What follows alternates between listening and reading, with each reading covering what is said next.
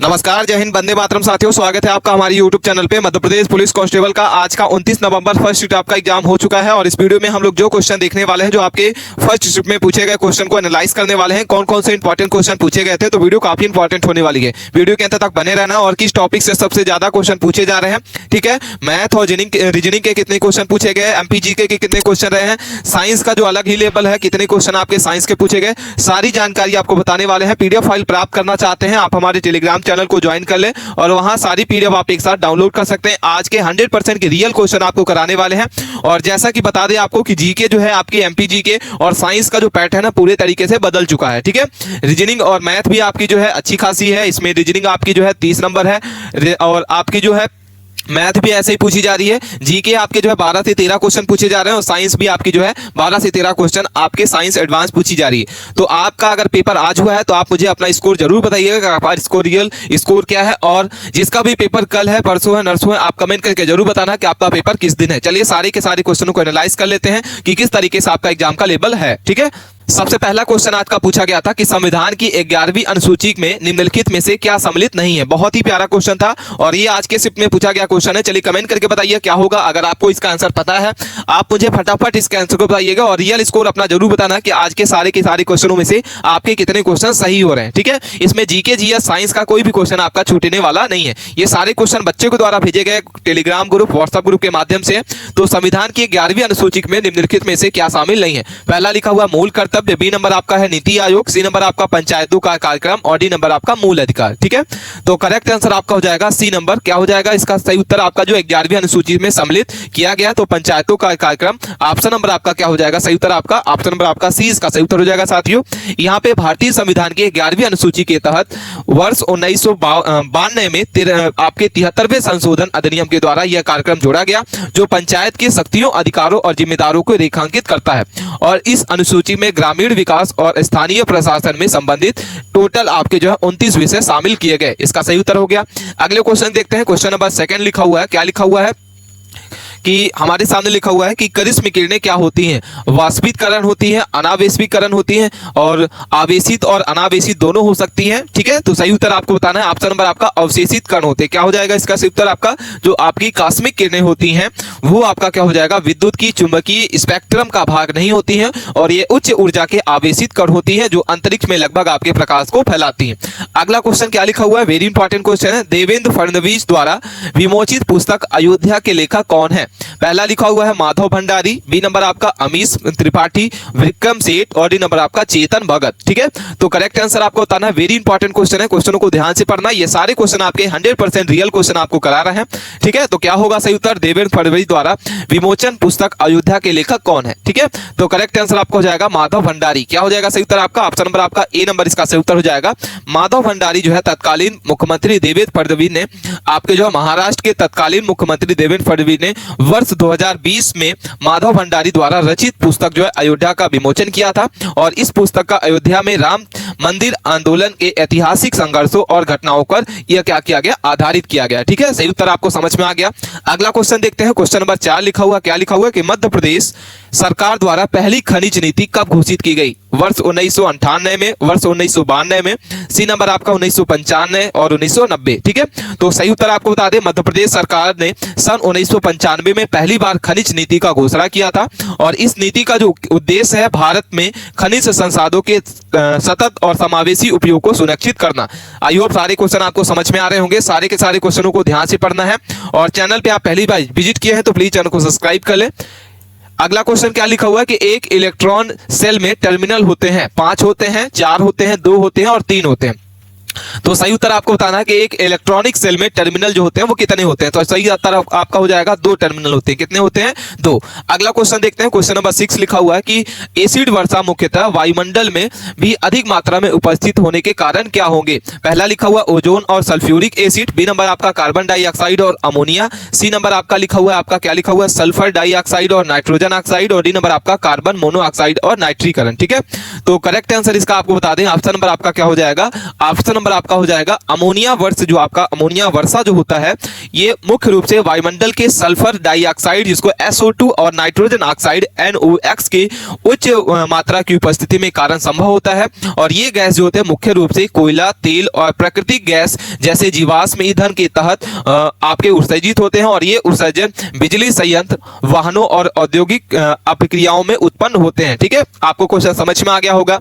Next question देखते हैं। Question number 7 लिखा हुआ है। क्या लिखा हुआ साथियों? भारतीय संविधान की कौन सी अनुसूची राज्यों और केंद्र शासित प्रदेशों हेतु राज्यसभा की सीटों के आवंटन में संबंधित है? पहला लिखा हुआ है 4वीं अनुसूची, बी नंबर 10वीं अनुसूची, सी नंबर 8वीं अनुसूची और डी नंबर आपका 6वीं अनुसूची। चलिए फटाफट इसके आंसर को बताइए क्या होगा। वेरी इंपॉर्टेंट क्वेश्चन है। ऑप्शन नंबर आपका हो जाएगा ए नंबर। क्या हो जाएगा करेक्ट आंसर आपका? 4वीं अनुसूची। क्या हो जाएगा साथियों?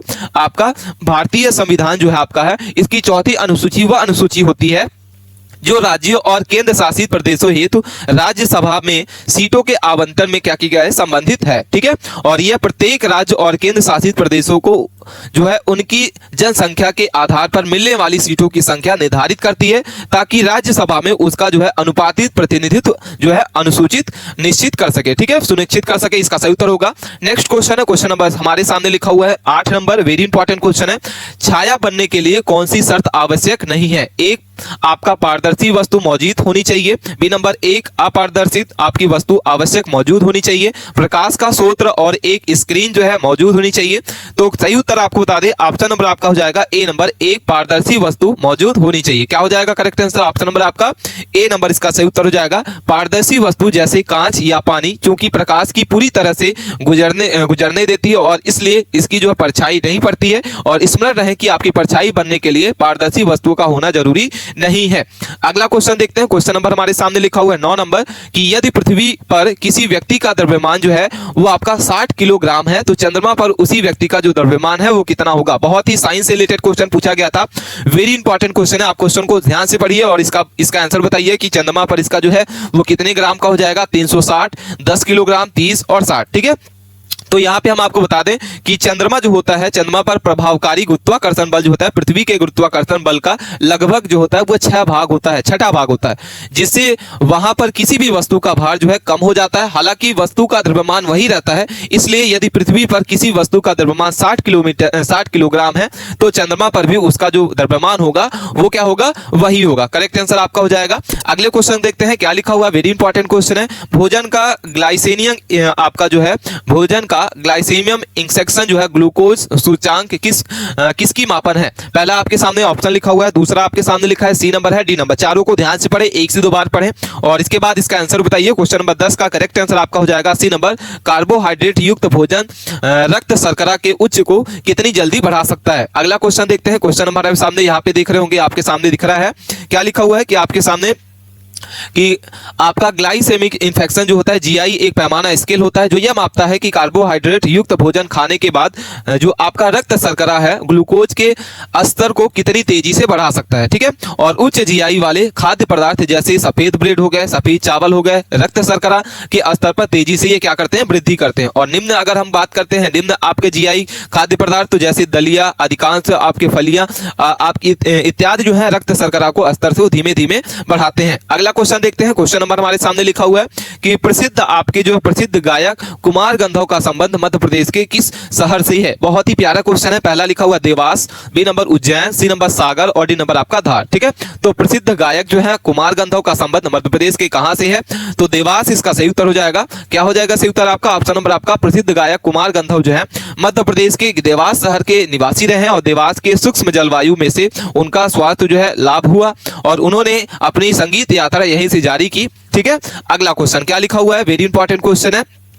सेना दिवस महोत्सव में पहली महिला जो है परेड एग्जीक्यूट कौन बनी? पहला लिखा हुआ captain Swati Singh, B number captain Priya Jhingal, C number आपका लेफ्टिनेंट जनरल माधुरी कहिबक। करेक्ट आंसर आपको बता दें क्वेश्चन नंबर 12 का क्या हो जाएगा? करेक्ट आंसर आपका कैप्टन तानिया आपका शेरगिल। करेक्ट आंसर क्या होगा? वेरी इंपॉर्टेंट क्वेश्चन है, डी नंबर इसका सही उत्तर हो जाएगा। वेरी वेरी इंपॉर्टेंट क्वेश्चन है। कैप्टन तानिया आपका शेरगिल जो है भारतीय सेना की सिंगल कोर में सेवारत एक जो है आम अधिकारी है और 15 जनवरी 2020 को ये सेवा दिवस या सेना दिवस परेड में ये क्या की थी? पहली महिला परेड एग्जीक्यूट बनी और उन्होंने एक पूर्ण जो है पुरुष टुकड़ी का नेतृत्व किया और यह उपलब्धि जो है भारतीय सेना की महिलाओं की बढ़ती भागीदारी और समानता की दिशा में एक उठते महत्वपूर्ण कदम का उदाहरण है। ठीक है, अगला क्वेश्चन नंबर हमारे सामने लिखा हुआ है 13 नंबर कि प्रसिद्ध संगीतकार एवं गायक तानसेन का जन्म निम्नलिखित में से किस शहर में हुआ था? तो तानसेन का जो जन्म है वो कहाँ हुआ था? कटनी, ग्वालियर, रीवा, इंदौर। तो करेक्ट आंसर आपका हो जाएगा बी नंबर ग्वालियर। क्या हो जाएगा साथियों? ऑप्शन नंबर आपका बी नंबर इसका सही उत्तर हो जाएगा। ग्वालियर में इनका जन्म हुआ था। प्रसिद्ध संगीतकार ग्वालियर में इनका जन्म हुआ था और किस गांव में हुआ था? तो बेहट नामक गांव में हुआ था। अगला क्वेश्चन क्या लिखा हुआ है? निम्नलिखित में से कौन सी जो है क्रिस्टलीय ठोस की एक विशेषता नहीं है? पहला लिखा हुआ है समदेशिक प्रकृति, निश्चित और नियमित ज्यामिति, सी नंबर तीव्र गलनांक और डी नंबर आपका परासक्रम।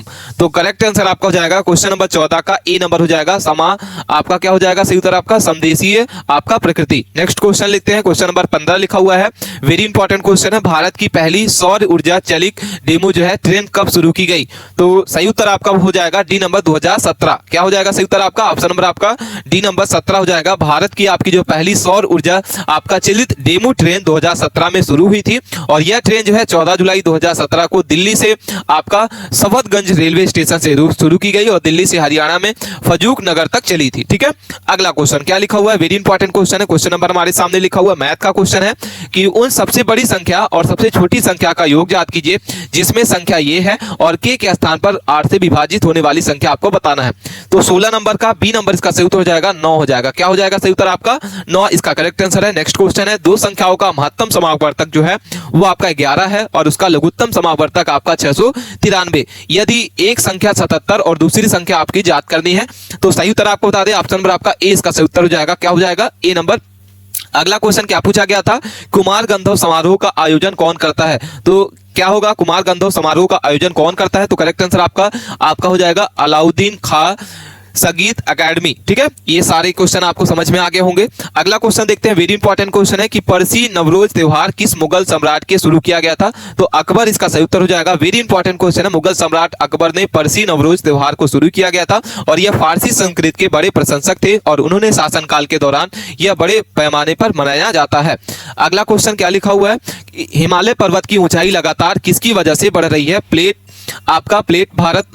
भारत और यूरेनस। ठीक है, सही उत्तर आपका क्या हो जाएगा? वेरी इंपॉर्टेंट है, भारतीय प्लेट और यूरेनियम प्लेट के टकराव से लगातार क्या किया जा रहा है? बढ़ रहा है।